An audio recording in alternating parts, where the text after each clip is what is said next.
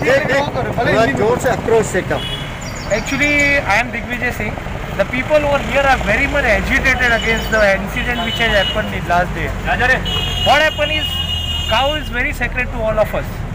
The incident which had happened, actually, this is a peaceful area. The people residing here are very peaceful, but the incident which has happened has raised outrage among people.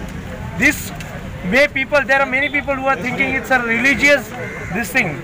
So we all have gathered here as a protest to put to the government that they should take proper step and should find out who is behind this. Otherwise, we will not stop over here. This will lead in a big revolt like that. Because thing is, it's a cow is very sacred to us. All Hindus worship cow every day. Cow is a mother like.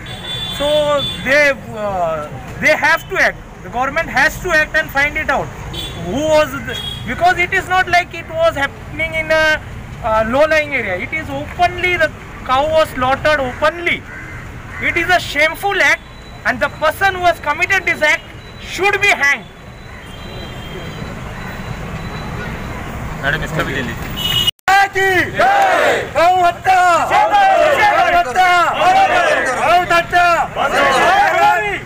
गाय हमारी माता है, गाय हमारी माता है. गौ हत्या, गौ हत्या निषेध है, गौ हत्या निषेध है. पोलीस प्रशासन आम्हाला आरोपीला पकडण्यासाठी मदत करावी हीच आमची इच्छा आहे आणि करणार आहे. पोलीस प्रशासनाने आम्हाला मदत करावी हीच आमची अपेक्षा आहे. भारत माता की जय. जय महाराष्ट्र. मेरा नाम जयेंद्र द्विवेदी है और ये क्षेत्र में जितने भी तबेले हैं वहाँ से आए दिन इस तरह की खबरें आती हैं कि उनकी गाय गायब हो जाती है. जानवर चलो गायब हो जाता है तो समझ में आता है, पार्टिकुलरली लोगों की गाय गायब हो जाती है.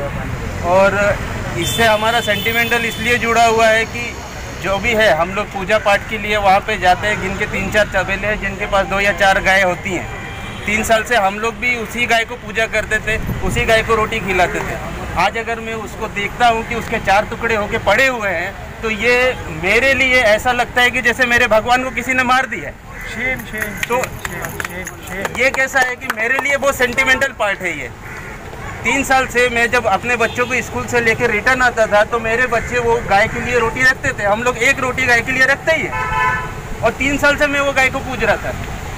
अगर ये इस तरह की चीज़ें होती है, मैं ये नहीं बोलता अगर वो गायब हो जाती ना तो किसी को तकलीफ नहीं थी. इधर गायब हो जाती हम संतोष कर लेते कि हमारी गाय चली गई है कहीं. लेकिन उसको इस तरह से उस चीज़ को करके और हमारे सामने रख के जो चीज़ गए हैं तो वो हमारी भावना के साथ सीधे सीधे खिलवाड़ किया है किसी ने. और इस चीज़ को मैं पूरी तरह से कंडम करता हूँ.